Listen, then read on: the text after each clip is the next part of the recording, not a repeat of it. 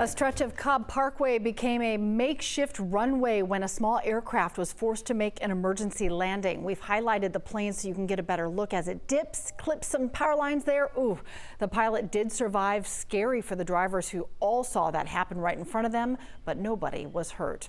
While Cobb Parkway isn't the most conventional landing strip for an airline, one flight instructor says he finds that there are things pilots can do to increase the chance of surviving this kind of emergency.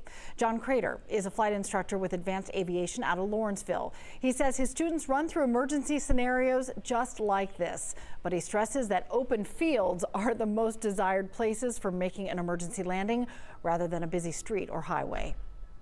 Most of the time, you're not going to have power lines or other obstructions that you're not going to be able to see until it's too late.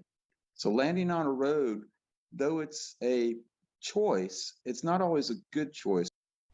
Crater has roughly 35 years of flying experience, but says an emergency landing, the one in Cobb County, can happen at any time.